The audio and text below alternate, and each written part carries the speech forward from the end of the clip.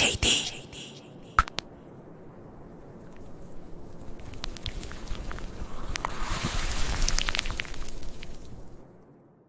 Isipin mong mabuti ang alok ko. Dahil sa sandaling lumabas kami sa pintuan, hindi mo na kami uli makikita. At mawawala ang kaisa-isa mong pagkakataon upang talunin ang mga gabunan. Teka. Baka pwede naman natin pag-usapan ng mga termino. Gusto mong buhayin ko ang sanggol, hindi ba? Kapalit ang kalatas sa mga gabunan. Hindi na masamang alok, Amadeo. May liligtas mo ang buhay ng pamangkin ko.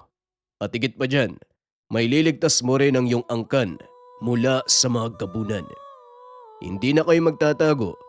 Sila na ang matatakot sa inyo. Bibigyan kita ng 10 segundo. Nakita ni Avelino na tila naguguluhan si Amadeo.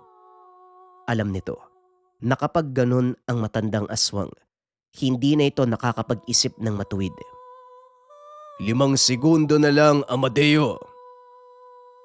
Tumayo na ito, nagsimulang magkamot ng ulo hanggang sa matapos ang takdang oras ni Avelino. Tapos na ang oras, Avelino. Pasensya na lang tayo. Pinakawalan mo ang kaisa-isang pagkakataon na matalo ang mga gabunan. Akmang tatalikod na sana si Avelino nang bigla siyang hawakan sa braso ni Amadeo. Teka, sandali lang. Pumapayag na ako. Ibibigay ko ang gusto nyo, kapalit ng kalatas na yan. At ang kasunduan, malaya kaming makakapasok sa inyong lupain para magpalakas. O sige, pumapayag ako. Ngayon, simulan mo na. Sa kagustuhang mailigtas ang sanggol, pikit matang pumayag sa isang kasunduan na naging simula ng hindi magandang pangyayari. Binuksan ni Mang Avelino ang kanyang lupain para sa mga talunanon. Ngunit lingid sa kalaman nito na maging ang ibang nilalang makakapasok sa lugar. Nagdulot ng kaguluhan, takot sa mga taong nakatira sa lugar. Balik tayo sa kasalukuyan. Ito ang totoong dahilan kung bakit hindi ako pwedeng huminto sa pakikipaglaban sa mga aswang, Benjo. At ito rin ang dahilan kung bakit ka nandito ngayon. Kung ganun, ako ang pinagmulan ng lahat ng to. Tama ka, bata. Ikaw ang dahilan ng lahat ng ito. Marami din sa aking kalayang namatay sa kamay ng iyong ama. Pero dahil sa kasunduang nangyari sa pagitan namin ni Avelino, kinalimutan ko ang lahat ng yun. Walang anumang atraso ang inyong angkan sa aming mga talunanon. Ngunit sa mga gabunan, kailanman hindi nila mapapatawad ang ginawang kasalanan ng iyong ama. May magagawa pa ba tayo para tapusin ang gulo? Yan ang pinaghahandaan namin ngayon. Kaso naantala dahil sa ginawa mo. Kaya bilisan mo na. Kailangan nating bumalik sa bahay. Pasensya na po, tiyo. Tara na po. Habang naglalakad palabas ng tindahan sina Amadeo, walang imik si Benjo. Ramdam nito ang galit ni Mang Avelino. Biglang napahinto ang matanda sa paglalakad. Teka, mukhang may kailangan sa'yo ang babae. Nagulat si Avelino nang makita kung sino ang tinutukoy. Amalia? Anong meron? Wala naman. Gusto ko lang sana magpaalam. Maaaring ito na ang huli mong pagbisita sa bayan eh. Ano ka ba? May susunod na buwan pa. Magkikita pa tayo. Pasensya na, Benjo. Pero mukhang hindi na mangyayari yun eh. Magsasalita pa sana si Benjo, pero hindi na naipagpatuloy dahil sumingit sa usapan si Mang Avelino. Maaga pa naman. Bakit hindi mo muna samahan ang babaeng yan? Ilang oras na lang ang natitira matapos ang unang pagdilim ng buwan. Sigurado po kayo, tiyo? Oo, kami nang bahala ni Delphin sa tahanan. Umuwi ka na lang mamaya pagkatapos yung mamasyal. Pero tiyo, di ba kailangan niyo ako sa... Sundin mo na lang ang sinasabi ko. Sige na. Hindi na nakasagot pa si Benjo dahil seryoso ang reaksyon sa mukha ng Chewin. Napako ito sa kinakatayuan habang pinagmamasdan na naglalakad ang dalawang kasama palayo. Parang galit sa'yo si Tatang Avelino ah. Dahil ba sa pagpunta mo dito? Sa tingin ko hindi yun yung dahilan, Amalia. May ibang rason kung bakit nagagalit ang tiyuhin ko. Minsan na tong nangyari. Hindi maganda ang kinalabasan. Kaya mas makakabuting sundin ko na lang ang sinabi niya. Ang mabuti pa, samahan mo na lang ako mamasyal para malibang ka. Ang totoo, Amalia, may isang bagay pa sana akong gustong malaman sa tatay mo eh. Kung ayos lang sa'yo ha. Wika ng binata. Nakita nito, biglang nagbago ang reaksyon ni Amalia. Ganun ba? O sige, sasamahan kita. Pero mamaya ako na lang itatanong. Pagkatapos natin mag-ikot sa bayan. Tara, sasamahan kitang mamasyal. Talaga, Benjo? Maraming salamat ha. Masayang nag-ikot ang dalawa. Kitang-kita ni Benjo ang napakagandang ngiti ni Amalia. Ngunit nababanaag din sa mga mata nito ang malalim na kalungkutan. Pasensya ka na, Amalia ha. Pero hindi ko maiwasang mapansin eh. Nararamdaman kong malungkot ka. Pwede ko bang malaman kung bakit? Kasi ang totoo niyan, Benjo, tama ka. Matatapos na naman kasi yung pagdilim ng buwan. Ibig sabihin, babalik na kami sa gubat. Hindi ko alam kung makakabalik pa ako dito. Teka, sandali. Isang buwan lang naman yung aantay natin, Amalia. Huwag ka magsalita ng ganyan. Hindi mo naiintindihan, Benjo eh. May dalang panganib para sa amin ng pagdilim ng buwan. Alam na mga kalaban namin na mahina kami sa tuwing darating ang ganong pagkakataon. Sinasamantala nila upang sugurin kami. Ang totoo niyan, kung hindi dahil sa impluwensya ng aking ama, marahil hindi na tayo nag-uusap ngayon. Ganun ba? Pasensya na ha. Hindi ko kasi alam eh. Ono, saan mo ba gusto magpunta? Nalibot naman na natin lahat, Benjo eh. Maraming salamat ha. Ngayon ikaw naman. Ano bang gusto mong malaman mula kay tatay? Ayun ba? Tungkol sa napag-usapan namin kanina. May mga bagay lang akong hindi malinawan eh. Pero sigurado ka bang gusto mo nang umuwi? Oo, Benjo, tara na. Medyo masakit na din yung paa ko eh. Kung gusto mo, pwede kitang ipasan. Hindi nakapagsalita ang dalaga. Yumuko si Benjo habang nakatalikod. Pinapasakay sa kanyang likod si Amalia. Habang naglalakad, hindi na malaya ni Benjo na nakatulog na pala ang dalaga. Maya-maya ay narating nila ang tirahan nito. Nakitang nag-aabang sa pinto si Amadeo. Mukhang inabala ka pa ng anak ko ha. Pasensya ka na ha. Wala pong anuman, Mang Amadeo. Sa totoo lang po, sinadya ko talagang bumalik. May mga naiwan akong katanungan eh. Huwag ka na magsalita. Dahil alam ko kung ano ang itatanong mo. Dahil sinamahan mo ang aking anak sa pamamasyal, papaunlakan kita. Halika sa loob ng tahanan. Humigop muna tayo ng mainit na kape. Dinala ni Benjo si Amalia sa sariling kwarto. Nagtungo ito sa sala kung nasaan si Mang Amadeo.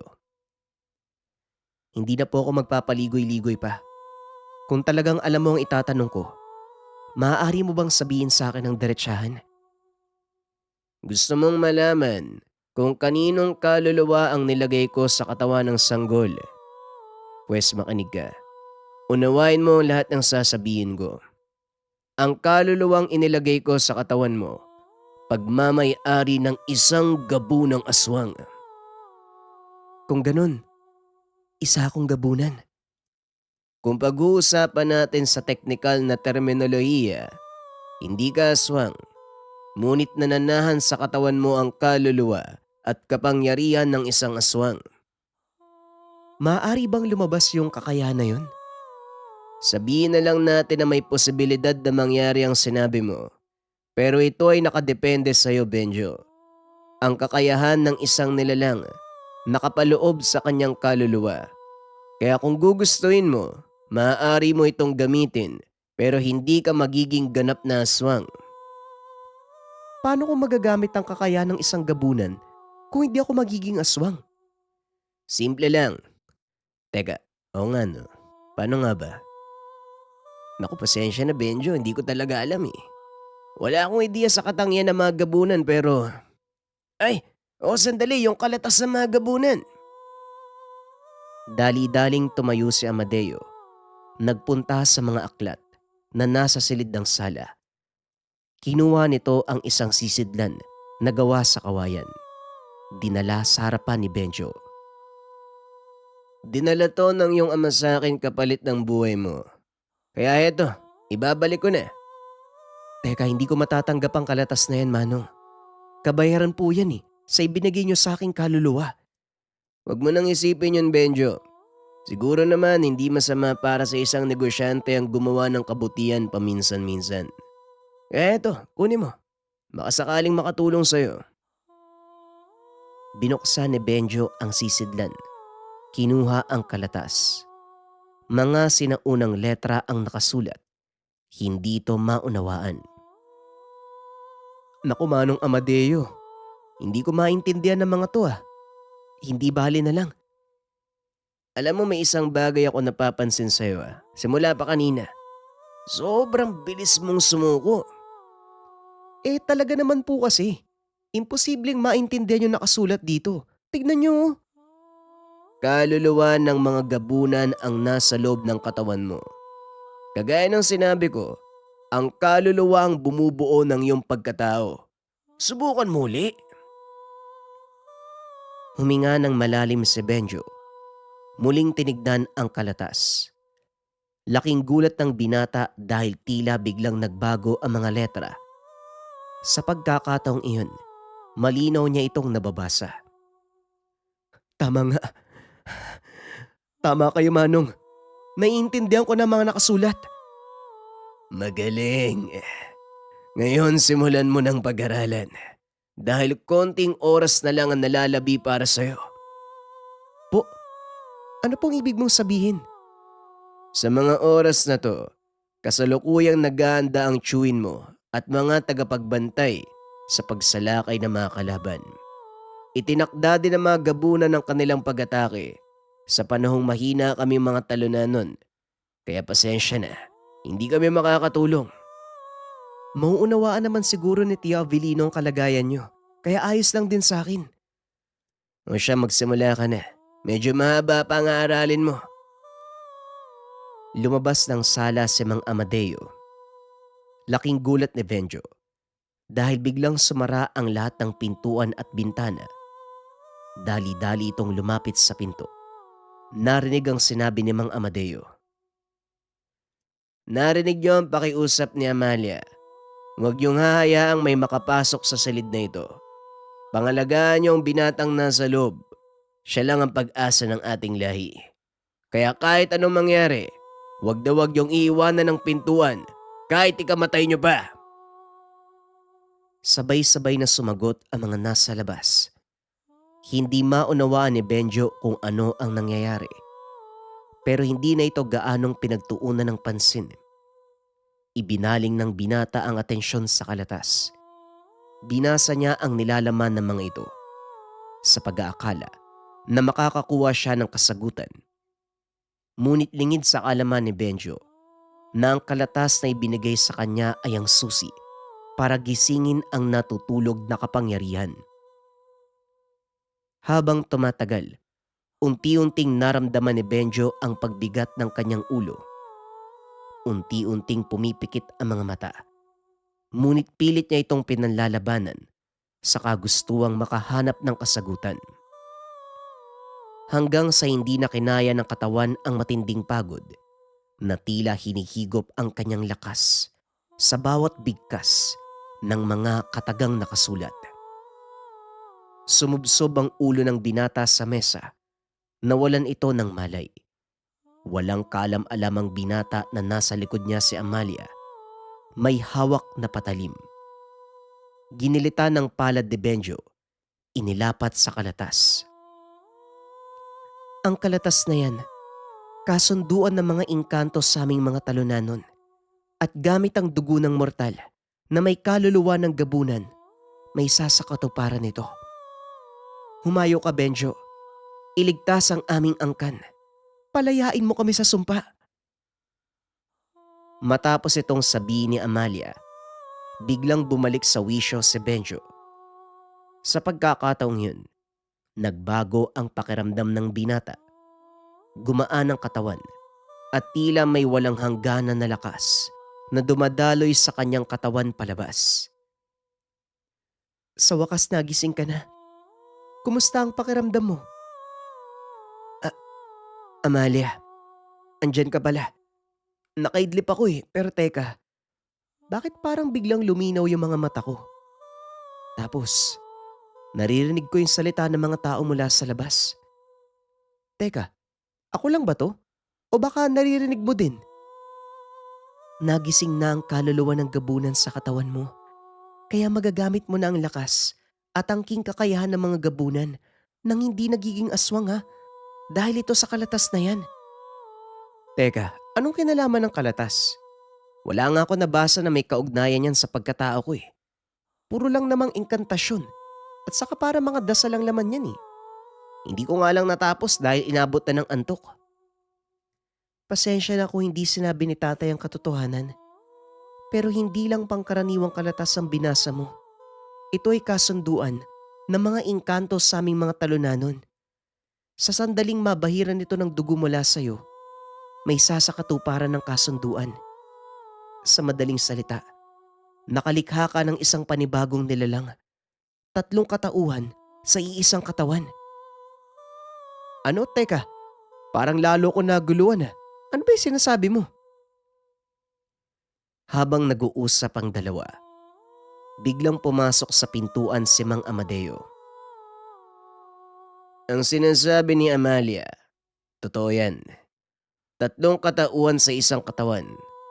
Una, ang kaluluwa ng gabunan. Ikalawa, ang dibinong katauhan na minana mo sa iyong ama. At ang ikatlo ay ikaw. 3 makapangyarihang presensya sa iisang personalidad. Kung ganun niloko mo ko, Mang Amadeo, walang kasagutan na makikita sa kalatas. Kinakailangan ko itong gawin dahil alam ko na ikaw lang ang makakagising sa aming tagapagligtas, Benjo. At gayon, siya ay nananahan sa iyong katawan. Sa susunod ko na ipapaliwanag ang lahat. Ngayon, kailangan ng tulong nila Avelino. Magbadali ka! Paano kung…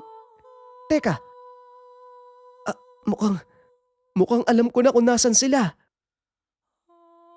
Dali-daling lumabas ng silid ang binata. Bawat madaan ng tauhan, nawawalan ng malay. Dahil sa hindi masukat na enerhiyang lumalabas sa katawan ni Benjo. Pambihirang pagkakataon. Napakapalad ko dahil nagawa ko pang mabuhay at masaksiyan ang panahon ng taglabong. Sana sa pagkakataong ito, tatay, makalaya na tayo ng lubusan. Matapos sa po yung magulong yugto ng buhay natin. Matatapos din ang lahat ng ito, Amalia. Magtiwala ka dahil dininig ng tagapaglikha ang ating dalangin. Pag-uusap ng dalawa habang pinagmamasdan si Benjo na naglalakad palayo. Huminto ito sa isang maliit na puno. Naalala ni Amalia na doon inilagay ni Benjo ang punyal at lanahan. Papasikat na ang araw nang makarating ito sa hangganan ng lupain ni Mang Avelino. Ngunit nagulat ito nang makitang nakatumba ang mga kubo na itinayo ng mga manggagawa. Maging ang mga maliit na sanga na nakatumpok sa tabi, tila dinaanan ng bagyong nagkalat sa paligid. Habang nagmamasid, nakaramdam ang binata ng hindi kilalang presensya. Nagmumula ito sa ilalim ng tumpok na mga kahoy. Dali-dali niyang pinuntahan at isa-isang tinanggal ang mga kahoy. Doon, nakita ang isang lalaki na halos wala ng malay. Punong-puno ng sugat ang katawan, putol ang isang kamay. Akmang tutulungan pa sana ito ni Benjo nang biglang hinawakan ni Delphine ang kanyang balikat. "Wag, Benjo! Pati buong isang yan. Sa sandaling dalin mo siya sa ating kuta, sigurado makakapasok ang iba niyang kasama. Nakamasid sila sa paligid, kaya mag-iingat ka.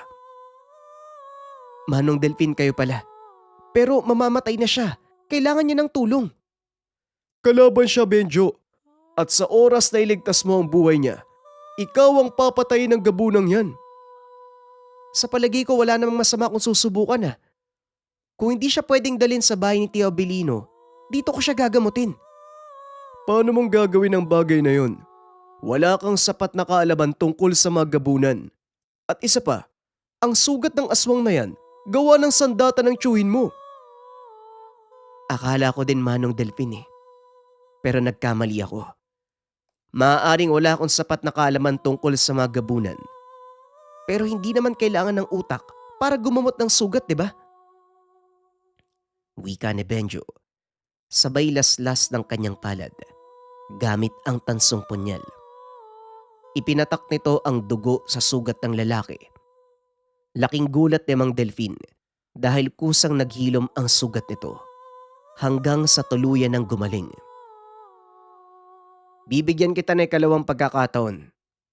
Ngayon lisanin mo ang lugar na ito. Umaasa ko na hindi tayo magtatagpo sa oras ng labanan. Walang sabi-sabi. Bumangon ang lalaki. Mabilis na tumakbo palayo. Bakit mo hinayaan makatakas? Malaking problema yan. Ngayon malalaman ng mga kalaban na meron kang kakayahan na gumamot. Lalo mo lang sila binigyan ng dahilan para tugisin ka Ano? Tugisin ako? Hindi ko dapat sabihin sa'yo dahil magagalit ang tiyuhin mo. Pero mukhang kailangan mo nang malaman. Ikaw ang pakay ng mga gabunan. Hindi mo ba napapansin? Ilang araw lang nakalipas simula nang dumating ka, nagsimula na din ang pananalakay nila. At hindi lang yun, natatandaan mo ba yung 5 lalaking pinatay ng tiyuhin mo? Sila mismo nagsabi na kailangan ka naming isuko sa kanilang pinuno. Sa anong dahilan? Dahil lang Hindi na naituloy ng Delphin ang sasabihin. Dumating si Mang Abilino. Tama na, Delphin. Masyado kang maraming sinasabi. Umuwi na tayo, Benjo. Hindi Manong Delphin. Ituloy nyo. Bakit ako gustong kunin ng mga gabunan? Subukan mong magsalita, Delphin. Hindi ka naaabuti ng susunod na pagsikat ng araw. Huwag ka matakot sa kanya, Manong. Akong bahala sa'yo. Sabihin mo sa akin kung bakit. Huwag mo kong sagarin, Benjo. Bakit? Anong gagawin mo? Papatayin mo ako? Alam ko na ang totoong dahilan sa pagkamatay ng aking ama. At ikaw ang may gawa nun. Saan mo nakuha ang walang kwentang balitang yan? Hindi mo na kailangan malaman kung saan ang galing ang katotohanan. Bakit mo yung ginawa sa sarili mong kapatid? Masyadong mahina ang iyong ama. Ang gusto niya ay kapayapaan, pero ayaw niya ng labanan. May dahilan si tatay kung bakit ayaw niya ng labanan. At hindi mo yun maintindihan. Alin ang hindi ko maintindihan, Benjo? Kailangan mong lumaban kung gusto mo ng kapayapaan. Isang prinsipyong kailanman hindi maintindihan ng kagaya niyong mahihina. Kung ganun, bakit hindi mo ipaunawa sa akin? Magsasayang lang ako ng oras dahil kagaya ka ng iyong ama. Mahina! Kung nalaman ko lang sana ng mas maaga, hindi dapat ako nagtiwala sa iyo Ikaw sa lahat ng mga tao. Sariling kapatid ng aking ama ang pumatay sa kanya. Bakit, Tiyo? Gusto mong malaman ang dahilan? Pwes makinig ka. Walang nagawa si Mang Avelino kung di sabihin kay Benjo ang totoo. Ayon dito, matapos buhayin ni Amadeo ang binata, tinangka ni Avelino na patayin ang aswang. Ngunit pinigilan nito ni Mauro sa kadahilanang lalabag sila sa kasunduan at hindi lang isang lahi ang uusig sa kanila, kundi ang lahat ng angkan ng mga aswang na kabilang sa kasunduan. 18 taon na nakakaraan. Kung hindi lang naging mahina ang iyong ama, hindi sana umabot sa ganito ang lahat. Dapat namumuhay tayo ng payapa. Kaya kung itatanong mo kung sinisisi ko ang iyong ama, oo, kasalanan niya ang lahat ng ito. Patawad Manong Avelino. Pero naroon ako nung araw na yun. Hindi yun ang nangyari. Kung sakaling pinatay mo si Amadeo, mawawala din ang bisa ng ginawa niyang ritual. Maaaring hindi na nabuhay pa si Benjo. Tama ang pagpapasya ni Manong Mauro na hayaang mabuhay si Amadeo. Kung sakaling mawala siya at naisa katuparan ng kasunduan, hindi lang ang mga gabunan na makakalaban natin at alam mo yan. Ang pinakayoko sa lahat, yung taong tinulungan mo na pero tatraidorin ka pa rin. Hindi ko akalain, Delphin, na sa lahat ng taong pinagkatiwalaan ko, ikaw pa ang ahas na lalamon sa buong braso ko. Naging matapat ako sa hangarin mo sa loob ng mahabang taon. Pero sa nakikita ko ngayon, pasensya ka na Manong. Ayoko maging bahagi ng isang madilim na mundo na ikaw ang may gawa. Kung ganon, magsama kayong dalawa. Sayang Benjo, inihanda kita para sa araw na to, pero hindi ko alam na mag-iiba ka ng landas. Gayunpaman para sa amin, tuloy ang laban kahit wala kayo. At Benjo, sana lang, hindi ka maging hadlang sa aking mga plano dahil hindi ako magdadalawang isip na patayin ka. Kagaya ng ginawa mo sa aking ama. Pasensya na din, Tiyo. Sana lang hindi tayo magkasalubong ng landas sa labanan. Pagdating ng panahon, hindi din ako magdadalawang isip na harapin ka. At kung kinakailangan, kung umabot sa punto na kailangan kitang patayin, hindi rin ako magdadalawang isip. Hindi na nakapagsalita si Mang Avelino. Agad nang umalis si Mang Delphin at Benjo. Manong Delphin, alam mong pwede kang mapahamak, hindi ba? Bakit ka kumampi sa akin? Wala kang dapat alalahanin, Benjo. Kaya kong pangalagaan ang sarili ko. Ginawa ko lang ang alam kong tama eh. Kahit malaki pa ang utang na loob ko kay Manong Avelino, hindi ako mananatili sa tabi niya. Lalo na kung may nakikita akong mali. Kung ganon, maraming salamat, Manong. Ang kailangan nating isipin ngayon kung saan tayo tutuloy na hindi malalaman ng mga kalaban. May alam akong lugar. Doon magiging ligtas tayo. Kung ganon, kailangan na nating umalis. Sigurado ako sa mga oras na to, alam na ng mga kasamahan niyo ang nangyari. Sige pero, isang bagay pa Benjo. Maraming salamat dahil hindi mo ko pinagdudahan ha. Wala yun, Manong. Alam ko naman na mabuti kayong tao eh. Halika na, umalis na tayo. Pero may kailangan lang kong daanan sa bayan. O sige, sasamahan na kita. Mas mabuti nga ang ganon. Hindi tayo dapat maghiwalay sa ganitong pagkakataon. Maaaring kilos lang natin ang binabantayan ng mga totoong kalaban. Pagdating sa bayan, pinuntahan ng mga ito sina Mang Amadeo sa kanilang bahay. Ngunit nakasarado ang pintuan at wala na din ang mga bantay. Sa isip ni Benjo, maaaring bumalik na ang mga ito sa gubat. Mukhang wala na yung ibang talunanon sa lugar ah. Bakit? Anong sadya mo kay Amadeo? Wala lang. Gusto ko lang masigurado na ligtas silang nakaalis. Halika na. Dumiretso na tayo sa sinasabi mong lugar, Manong. Tara na. Mahaba ang lalakbay natin. Hapon na nang makarating sina Benjo sa sinasabing lugar ni Mang Delphin. Isa itong lumang kubo sa loob ng gubat. Ayon sa kanya, ginagamit nila ang kubong iyon sa tuwing mag-uuling o mga ngaso. Kung ganun, malapit lang dito ang tirahan niyo, Manong. Bakit hindi na lang tayo doon tumuloy? Nang sa ganun makita mo din yung pamilya mo. Wala na akong pamilya. Matagal na silang patay eh. At pakiusap, ayoko nang pag-usapan ng tungkol sa bagay na yun.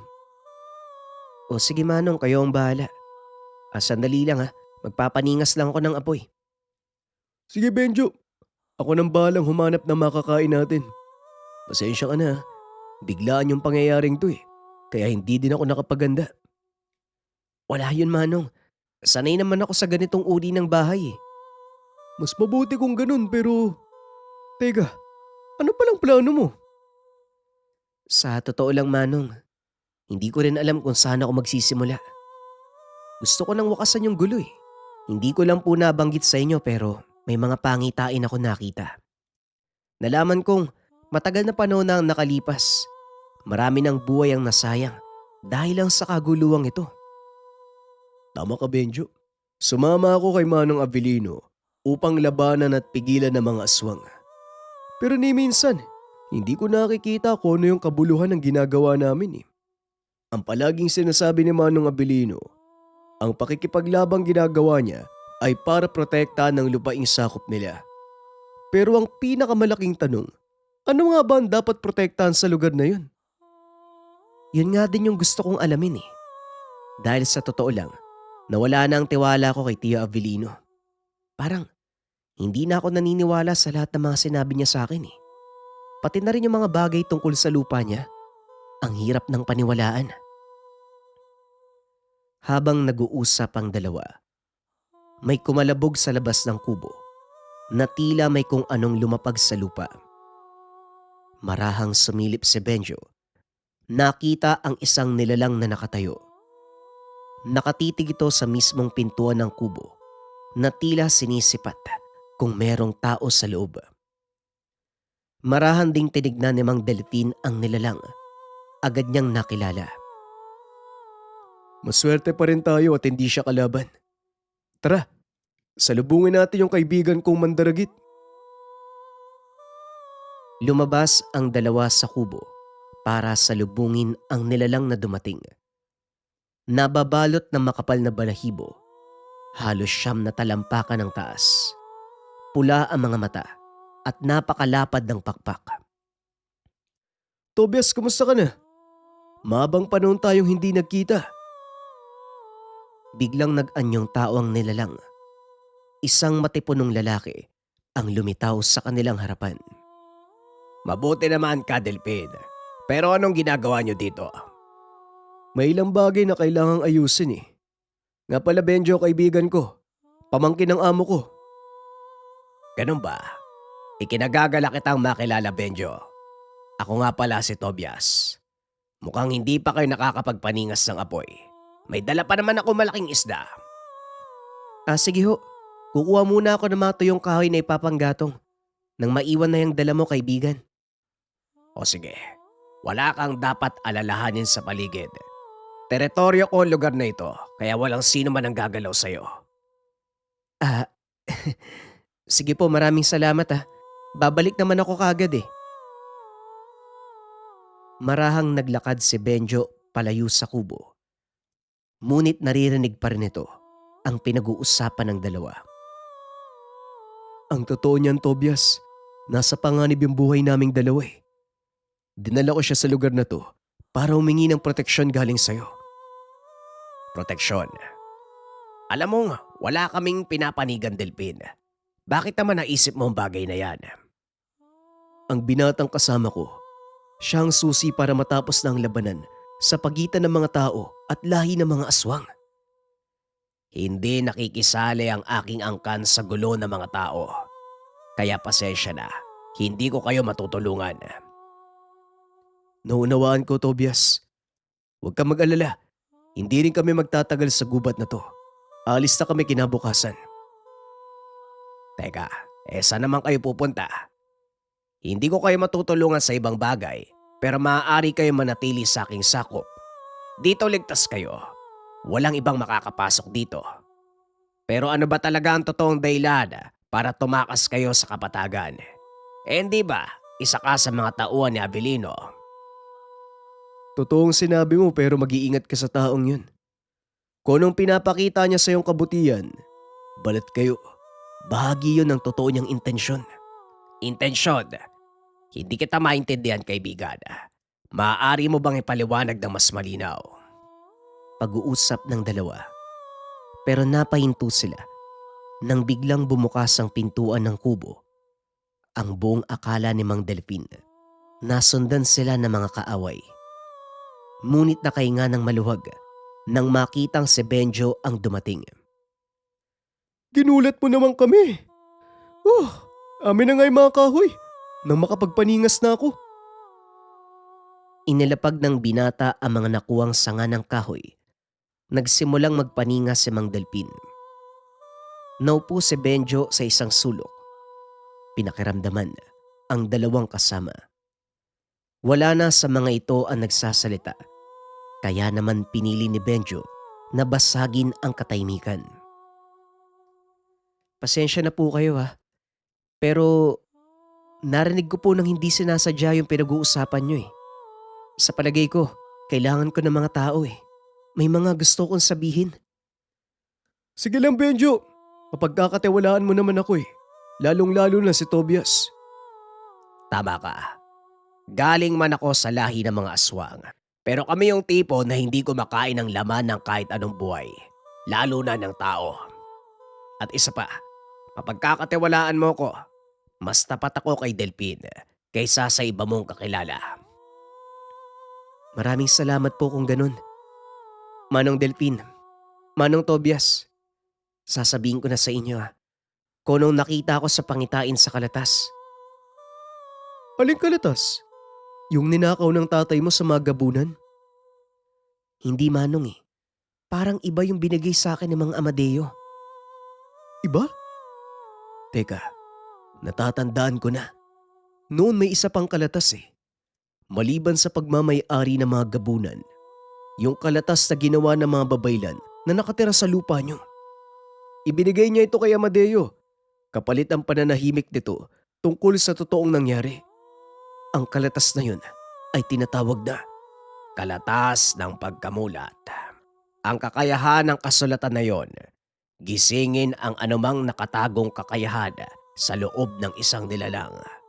At ibunyag ang anumang katotohanan na itinago ng sino mang nagmamay-ari o nakahawak nito.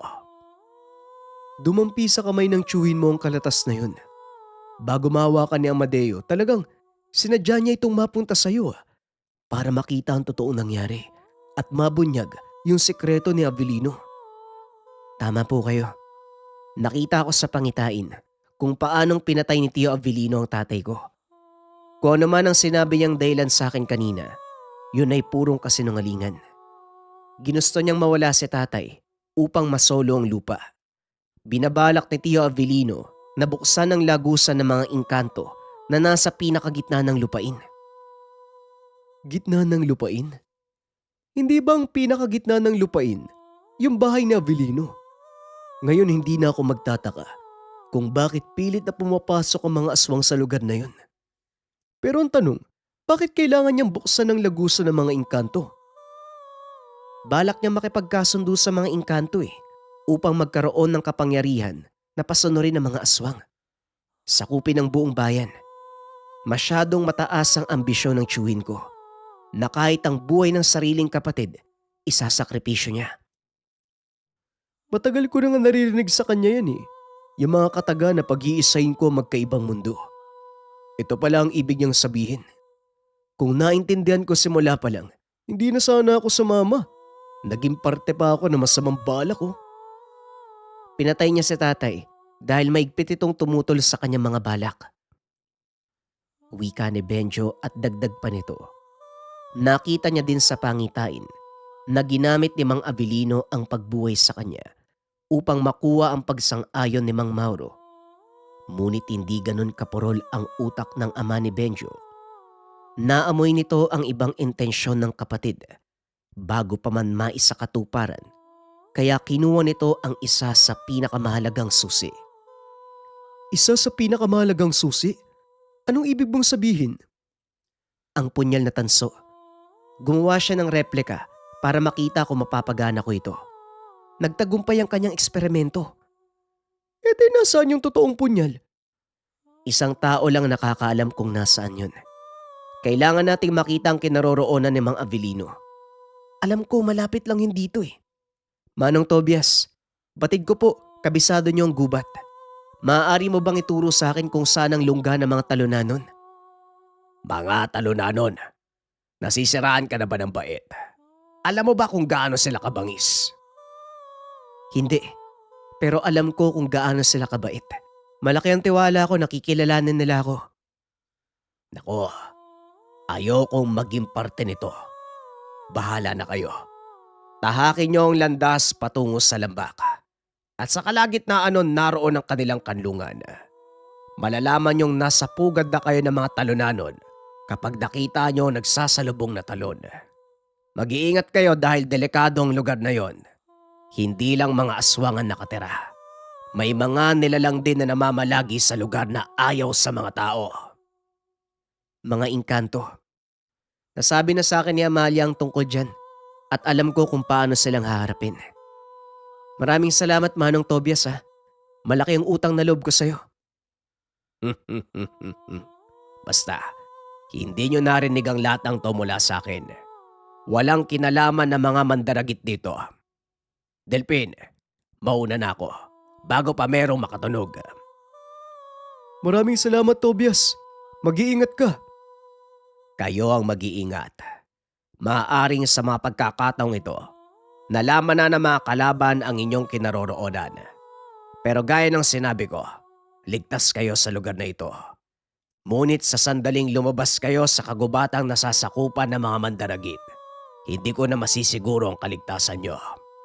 Huwag kang mag-alala. Kami nang bahala Tobias. Maraming salamat sa babala. Matapos ang pag-uusap ay biglang naglaho si Tobias. Nagpa siyang magpalipas ng gabi ang dalawa sa kubo. Dahil alam ni Delphin, mapanganib ang maglakbay kapag gabi na sa lugar. Magpahinga na po muna kayo Manong Delphin. Gigisingin ko na lang po kayo kung sakali may problema. Hindi Benjo. Ikaw ang mas nangangailangan ng pahinga. Alam kong pagod ka simula kahapon. Kaya ayos lang. Hindi na nakapagsalita si Benjo dahil lumabas ng kubo si Manong Delphin upang magbantay. Hindi naman nagtagal, nakatulog na ang binata. Ramdam nito ang matinding pagod.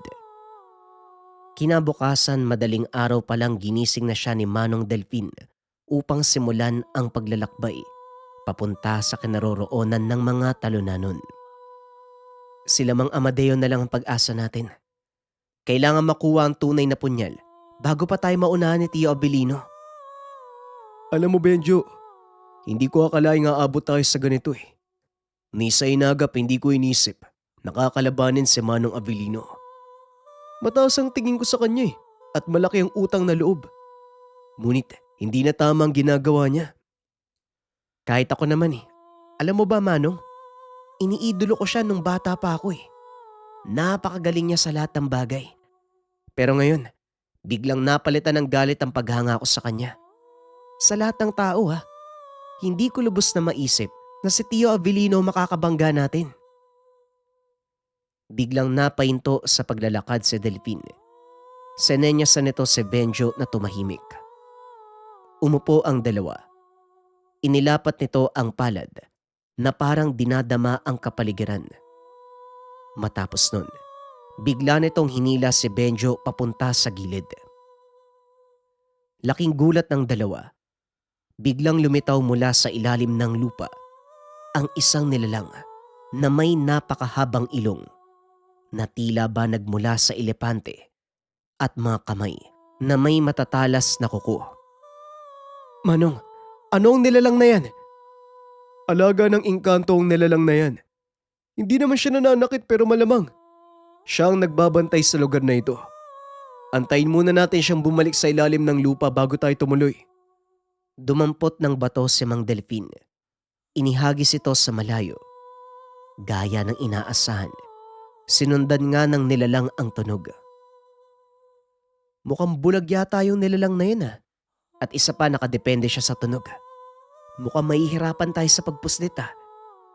Hindi Benjo. Malakas ang pang-amoy ng nilalang na yan. Nakakakita sila sa pamamagitan ng mga sangyo sa paligid. Hindi sila sasalakay kung hindi sila makakaramdam ng panganib. Halika na, lumakad ka ng marahan at huwag na huwag mong ipaparamdam na natatakot ka. Naaamoy ng nilalang na yan ang takot mo at yun ang susundan niya upang matuntun ka. Nanatiling nakatayo ang nilalang sa kinaroroonan. Samantalang sina Benjo at Mang Delphin patuloy na naglakad palayo hanggang sa bumalik ang nilalang sa ilalim ng lupa. Nakahinga ng maluwag ang dalawa. Itinawa na lang ang nararamdamang kaba. Ang buong akala ko, katapusan ko na eh. Hindi ka naman mamamatay sa nilalang na yun.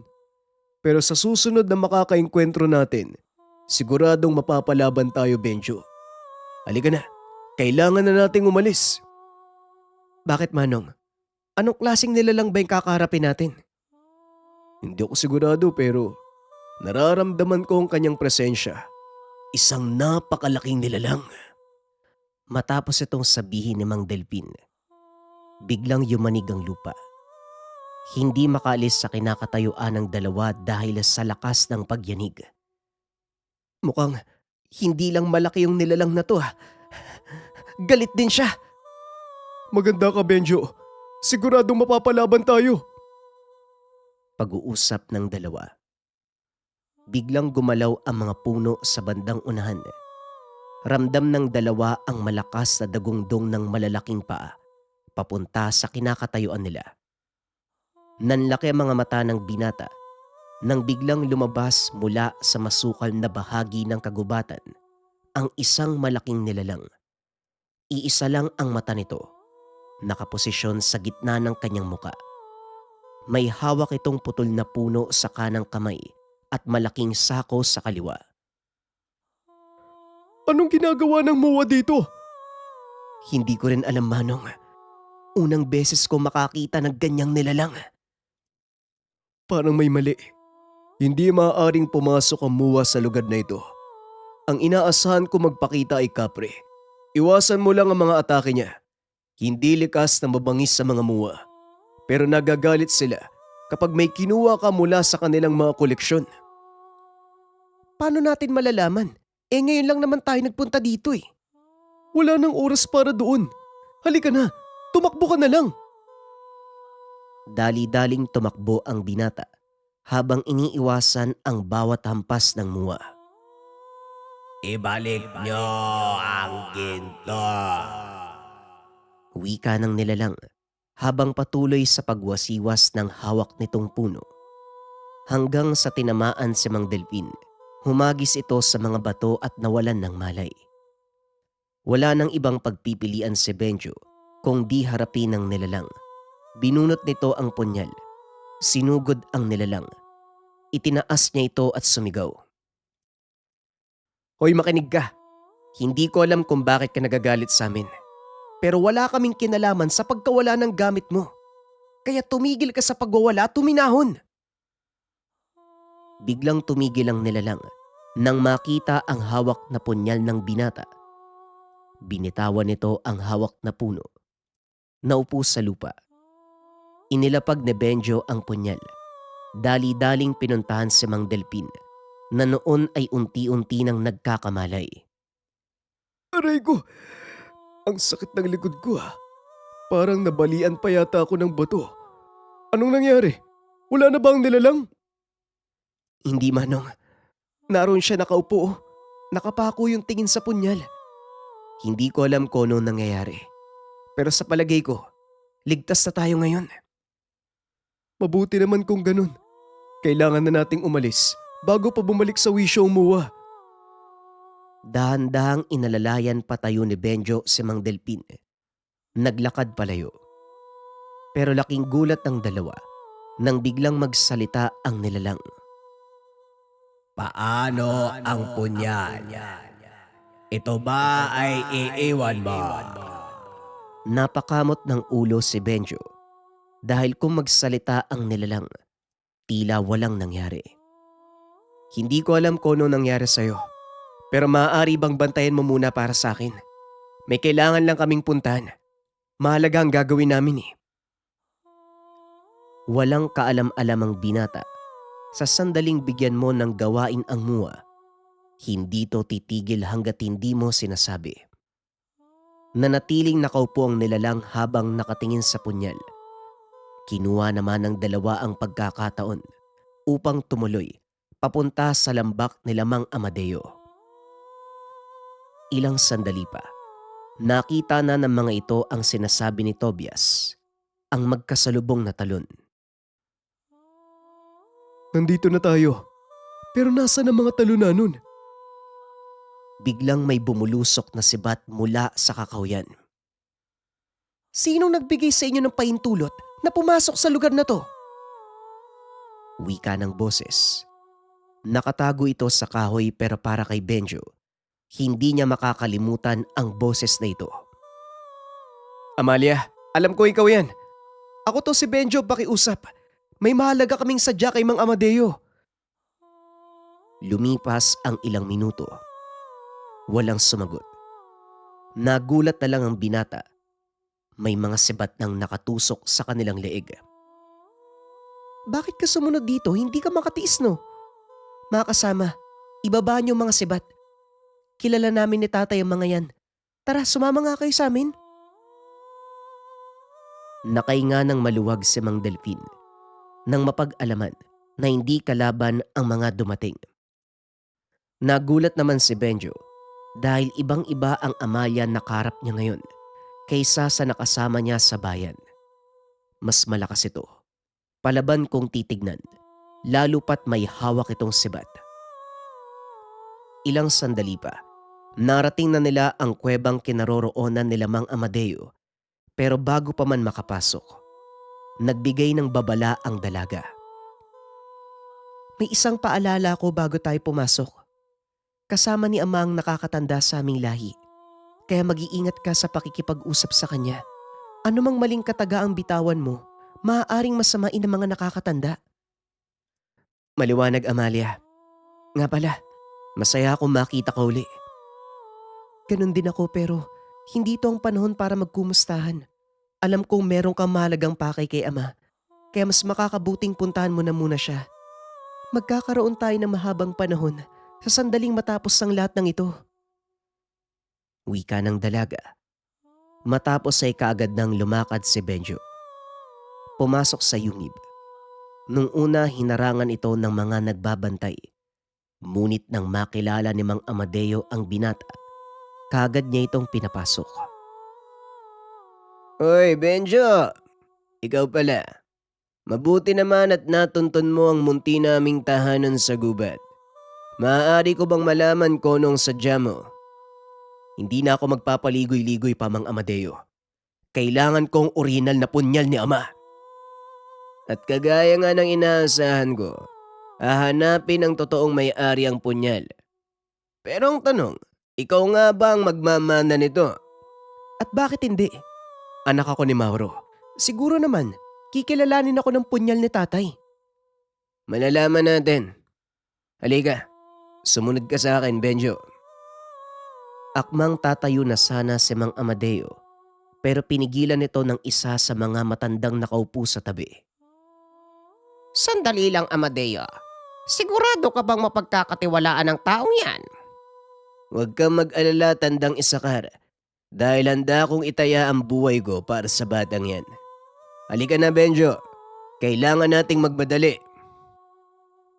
Dinala ni Amadeo si Benjo sa isang maliit na silid sa loob ng yungib, kung saan nakaimbak ang iba't ibang kagamitan.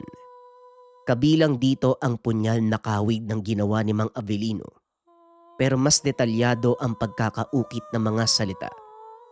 Bukod pa roon, merong maliliit na bato na nakabaon dito. Eto ang hinahanap mo, Benjo. Ngayon masusubukan natin kung ikaw nga napiling magmana ng sandada. Mag-iingat ka dahil may maigpit na bantay ang punyal. Sa totoo lang ni minsan, hindi pa ito nagagalaw simula nang ilagay ito ng iyong ama. Ibig sabihin nakapunta dito sa tatay. O Benjo, noong mga panahon na nagpasya si Mauro na mamuhay ng simple at malayo sa gulo, hindi niya iniwan ang punyal sa tiyuhin mo dahil sa hindi malamang rason. Tila alam niyang mangyayari ang ganitong tagpo. At hindi nga po nagkamali si tatay. Mabuti na lang sa inyo hinabili ng punyal. Pero sandali lang. Ano yung maliliit na bato na nakabaon sa hawakan ng punyal? Yan ay 4 na uri ng mutya. Mutya ng kidlat para sa opensa. Mutya ng tubig para sa spiritual na depensa. Mutya ng bundok para sa lakas. Mutya ng palos para sa kakaibang dulas kapag nalagay ka sa alanganin. Ah, ganun po ba? Ano naman po yung sinasabi niyong pagsubok? Ang pagsubok, kung magagawa mong kunin ang punyal nang hindi ka tinatamaan ng kidlat o hindi kaya naman lamunin ng lupa. O siya, subukan mo na kung talagang karapat-dapat ka. Ulitin ko, mabalasik ang gabay ng mutsyang hawak mo. Kung hindi buo ang iyong kalooban, ngayon pa lang umatras ka na dahil hindi ka bubuhayin ng mga yan. Napangiti na lang si Benjo. Ibinaling ang atensyon sa punyal. Huminga ng malalim sabay hawak sa sandata.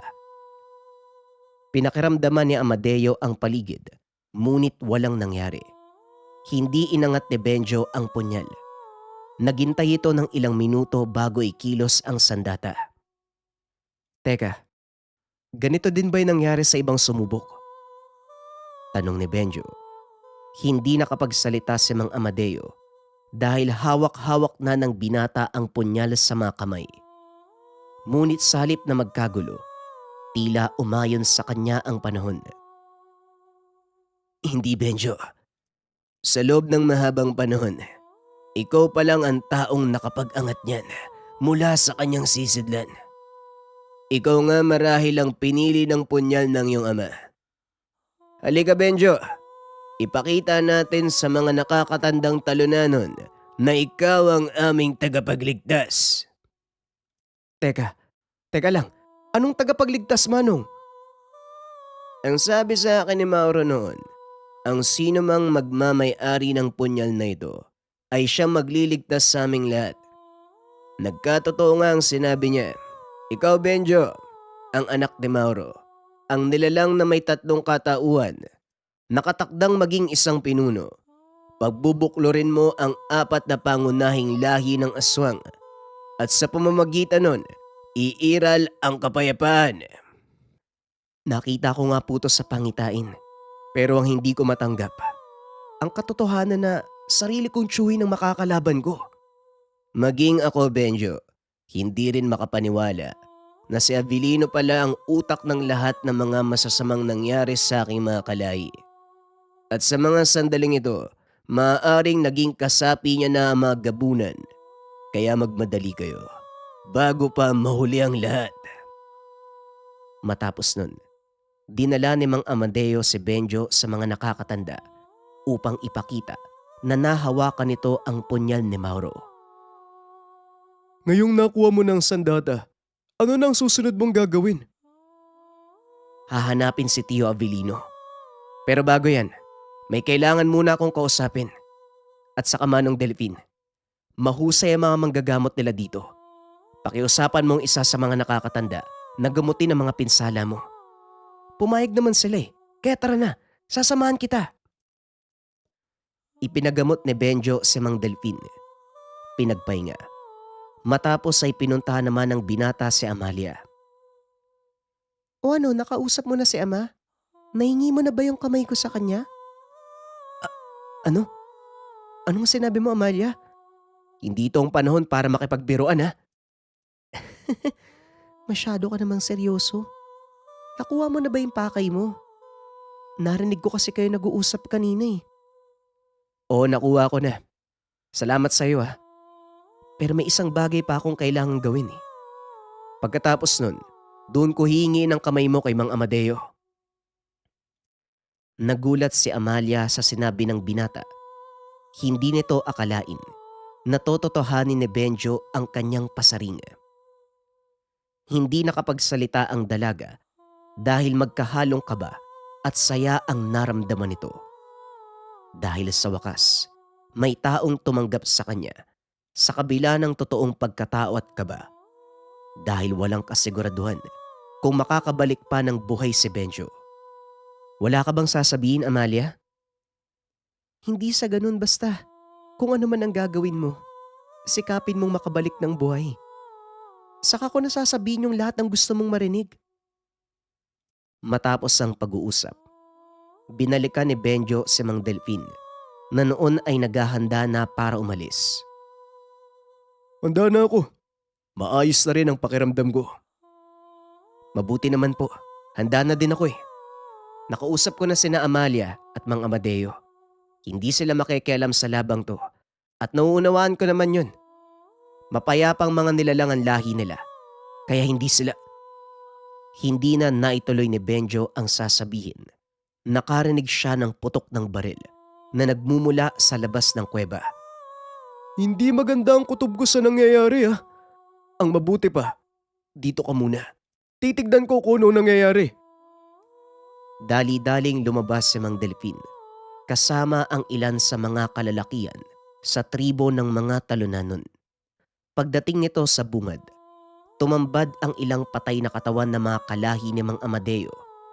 Nakita nito sa bandang ibaba ng talon ang ilan sa mga tauhan ni Mang Avelino.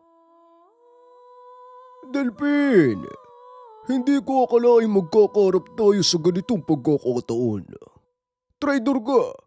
Sa kabila ng lahat ng naitulong sa'yo ni Mang Avelino, ito pa ang igaganti mo sa kanya. Wala kang utang na loob. Hindi ko gustong umabot sa ganito, Lucas. Pero wala akong magagawa. Ayokong nakikitang nahihirapan ng karamihan dahil sa ambisyon ng iisang tao lang. Alam mo kung anong gustong gawin ni Manong Delphin. At lahat ng yon ay para sa mga taong nakatira sa kanyang lupain. Nabulag kayo ng maling paniniwala, Lucas. Kung ano man ang pinaniniwalaan mo, hindi na yan mahalaga ngayon. Kailangan naming pigilan si Manong Delphin bago pa siya tuluyang mapahamak at malagay sa delikado ang lahat ng mga tao sa paligid ng lupain. Ano? Anong ibig mong sabihin? Balak niyang buksan ang lagusan papunta sa kabilang dimensyon at papasukin ng mga engkanto. Umaasa si Manong Delphin na makikipagkasundo sa kanyang elemento mula doon at gamitin ang impluensya at kapangyarihan ng mga nilalang para pagharian ng sangkatauhan. Kabaliwan ang sinasabi mo! Kabaliwan akong pakikinggan, Lucas, pero hindi nagsisinungaling ang mga pangitain. Habang nagsasagutan ng dalawa, biglang dumating si Benjo. Narinig ang mga sigawan, kaya dali-daling sumunod sa kinaroroonan ni Mang Delphin. Tama ang sinabi ni Mang Delphin, Manong Lucas. Ako mismo nakakita ng mga pangitain. Ibinunyag ito ng kalatas na pagmamay-ari ni tatay at ng mga gabunan. Matagal nang nakipagkaisama ngayon kay tatay, pero pilit sinisira ni Tio Avelino ang buong kasunduan. Kalaunan, nang matuklasan nito ni tatay, pinatay siya ng sarili niyang kapatid. Paano ako maniniwala sa inyo? Ikaw mismo, pinili mong talikuran ang tiyuhin mong nagpakita ng kabutihan sa iyo. Huwad na kabutihan, Mang Lucas. Dahil balak niya akong pasunurin sa kagustuhan niya.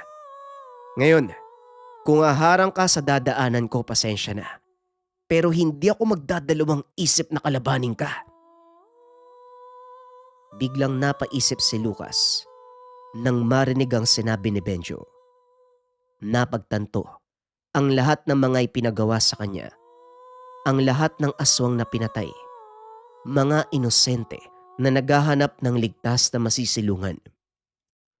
Kung totoo man ang sinasabi niyo, nagkamali ako ng sundin ng utos si Manong Avelino na sugudin ang lugar na ito.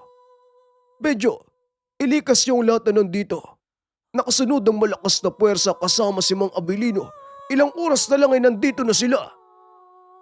Manong Delphin, kailangan malaman to ni Manong Amadeo. Hindi na kailangan. Sinabi kong hindi kami makikialam sa gulong ito. Pero kaligtasan ng aming tribo ang nakasalalay. Kaya saan mo? Tutulong kami, Benjo. Pero Manong, maaaring mga gabunan ng kalaban natin at hindi nyo kayanin ang kanilang lakas. Nakalimutan mo bang kabilugan ng buwan ngayon? Malapit sa aming tahanan. Hindi kami tinawag na talunanon nang walang dahilan, Benjo. Nakahanda na ang aking mga mandirigma. Nailikas na ang mga kabataan at matatanda. Napangiti ang binata. Napagtanto nito, nasa panig niya ang isa sa 4 na kinikilala na pinakamalakas na lahi ng aswang. Kaunting kaalaman, ang mga talunanon kumukuha ng lakas mula sa kalikasan. Mas malakas ang kanilang kapangyarihan kung malapit sila sa mga gubat, talon at ilog. magiging 10 beses ang lakas nila kapag bilog ang buwan. Matapos ang lahat ng paghahanda, naiwan sina Mang Amadeo, Benjo at Mang Delpin upang salubungin ang paparating na kalaban. Samantalang si Lucas, piniling tumakas dahil hindi nito kayang kalabanin si Mang Avelino. Habang nag-aantay, biglang yumanig ang paligid. Tila may malalaking mga paang paparating. Nagulat si Benjo nang biglang lumabas ang muwa. Naalala nito, pinakiusapan niya ang nilalang na bantayan ng punyal na naiwan sa kagubatan. Natumba ang nilalang. Nakita ni Benjo na punong-puno ng latay ang likod at braso nito. Hawak-hawak din ng nilalang ang punyal. Nangangahulugan, may kung anong umatake sa kanya na higit na mas malakas. Kaibigan, ano nangyari sa'yo? May mga malakas na tao na balak kunin ang punyal. Nakipaglaban ako, pero hindi sila kaya. Kaya nagpa siya kong tumakas. Eto, kaibigan, kunin mo. Maaring sina Avelino na ang nakasagupa ng muwa. Hindi basta-bastang matatalo ng pangkaraniwang tao lang ang muwa. Tama po kayo. Siguradong nakasunod na sila papunta dito. Mang Delpin, bantayan po ninyo ang lugar. Ako na ang sasalubong sa kanila. Hindi pa man ito nakakalayo. Biglang nagpakita ang ilan sa mga tauhan ni Mang Avelino kasama ang ilang kalalakian na hindi pamilyar kay Benjo. Walang pagdadalawang isip na sumugod si Benjo at sa hindi malamang dahilan, tila kusang kumilos ang katawan. Sa hindi kalayuan, nanonood si Mang Amadeo at Mang Delpin. Yan ang isa sa mga kakayahan na nasa katauhan ni Benjo, ang lakas at liksi ng isang gabunan. Wika ni Mang Amadeo. Pinagsusugod nito ang mga tauhan ng tiyuhin. Walang pagdadalawang isip na pinatay. Sinunod ng binata ang mga kalalakian na kasama ng mga ito. Pero nahirapan siya dahil malakas ang puwersa. Gabunan ng kalaban ni Benjo Amadeo. May magagawa ba tayo para tumulong? Wala, Delphin. Wag na wag kang mangingialam. Maupo ka dyan at manood kung paanong magising ang dalawa pang katauhan ni Benjo. At dahil hindi makayanan ang mga kalaban sa mano-manong salpukan, binunot ng binata ang tansong punyal. Napatras ang mga kalaban nang makita ito. Dali-daling tumakbo. Ano? Hanggang dyan na lang ba kayo? Saan kayo pupunta? Maya-maya pa, isang pamilyar na figura ang nagpakita. Talagang pinangatawanan mo ang pagre-rebelde sa akin. Sana lang, alam mo ang ginagawa mo. Hindi ko pinagsisisihan ang pagpapasya ko dahil alam kong ginawa ko ang tama. Itigil mo na to, Tiyo, habang hindi pa uli ang lahat. Ginagawa ko to para sa kinabukasan ng mga tao. Gusto ko mamuhay sa isang mundo na walang kamatayan, kagaya ng mga engkanto. Kaya kailangan kong mabuksan ang lagusan upang makatawid sila at tuluyang mapasailalim sa kapangyarihan nila ang sangkatauhan. Nababaliw ka na. Hindi maaaring maganap ang gusto mo, Tiyo. Gumising ka. Sa sandaling sakupin tayo ng mga engkanto, wala kang ibang kakahantungan kundi ang pagiging alipin. Diyan ka nagkakamali. Ang kapangyarihang taglay ng ating pamilya ay siyang garantiya upang mamuhay tayo ng kagaya nila. Kailangan nilang malagdaan ang kasunduan at ang dugo mo ang tanging susi para maisakatuparan. Kaya huwag ka nang manlaban, mahal kong pamangkin. Patawad, Tiyo. Pero hindi ako susunod sa gusto mo. Kung kinakailangan patayin kita, gagawin ko. Ay naku, ikaw ang pumili nito, Benjo! Biglang sumugod ang matanda. Sinalubong naman ito ni Benjo. Nagbanggaan ang kanilang mga sandata na gawang putulin ni Avelino ang tansong punyal. Alam mo bang huwad ang punyal na yan? Oo, nagagawa nitong pagganahin ng mga orasyon na inilagay ko. Pero wala pa sa kalingkingan ng kapangyarihan ko ang taglay mong lakas ngayon. Wika ni Avelino, sabay tulak sa binata. Itinapon ni Benjo ang kaputol ng punyal. May kung anong dinukot sa likuran. Tama ka, Tiyo. Alam kong huwad ang punyal na yan. Pero ang isang to, siguro naman kahit papano, may ibubuga. Nanlaki ang mga mata ni Mang Avelino nang makita nito ang hawak ni Benjo. Bahagyang napatras, ngunit wala pa rin sa isip nito ang sumuko. Muling sumugod ang matanda. Kasabay nito ang pagsalakay ng kanyang mga tauhan. Nang mapansin nila Mang Amadeo ang pagdating ng kalaban, pinasugod din nito ang kanyang mga mandirigma. Nagbanggaan ang dalawang puwersa. Nayanig ang buong kagubatan. Maraming buhay ang nawala, lalo na sa panig ni Mang Avelino, dahil hindi nila kinaya ang puwersa ng makapangyarihang lahi ng mga talunanon. Delphin, kahit ang mga gabunan, maging malalakas na antingero, walang panama sa kapangyarihan ng mga talunanon. Tuwing bibilog ang buwan, malinaw kung sino ang magwawagi. Nakakaawa lang yung mga tao. Naniniwala sila sa kasinungalingan ni Manong Avelino. Hindi ko lubos maisip na hantong sa ganito ang lahat. Sa kabilang dako, unti-unti nang nagagapi ni Benjo ang tiyuhin. Tignan mo ang nangyayari, Tiyo. Maraming buhay ang nabuwis dahil sa kaibangan mo. Sumuko ka na dahil wala kang pag-asang manalo. Hindi ka magtatagumpay.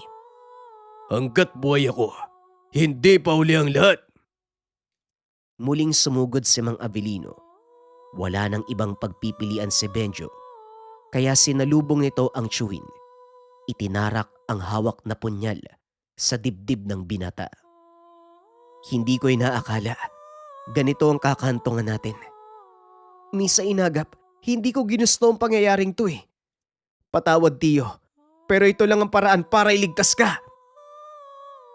Hindi nito mapigilan ang luha dahil sa kabila ng lahat ng kasamaang ginawa nito, nakita pa rin ng binata ang kabutihan ng tiyuhin. Siguro nga nagkamali ako, Benjo. Pero naghangad lang ako ng kabutihan para sa karamihan. Ngunit maling daan ang tinako.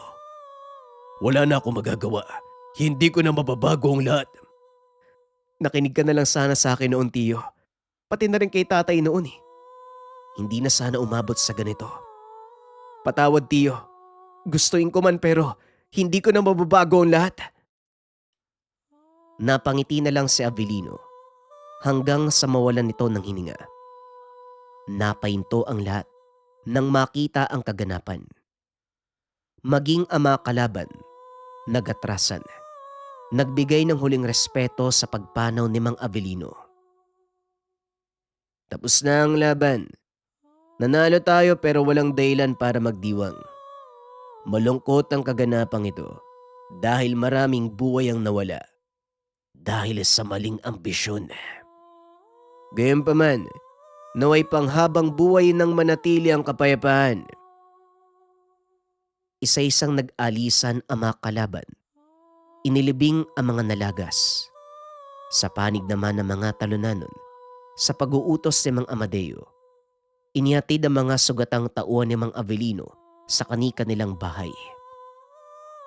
Ito ang naging simula ng kapayapaan sa pagitan ng mga tao at ng mga aswang. Sa paglipas ng mga taon, sa ilalim ng pangangalaga ni Benjo, ang dating kinakatakutang panahon ng taglabong, taon-taon ang ginugunita. Nagtitipon ang iba't ibang lahi ng mga aswang sa isang mapayapang piging na para sa lahat. Sa mismong lupa na pagmamay-ari ng angkan nila Benjo. At kagaya nga ng pinangako ng binata kay Amalia, hiningi nito ang kamay ng dalaga. Ilang buwan matapos ang labanan. Hindi naman tumutol si Amadeo. Sa ilalim ng pagbabasbas nito, kinasal ang dalawa. Kasalukuyang namumuhay ng payapa sa kanilang lupain si Benjo. Araw-araw nitong ginugunita ang mga kaganapan sa kanyang buhay nang minsan niyang wakasan ang digmaan sa gapasan.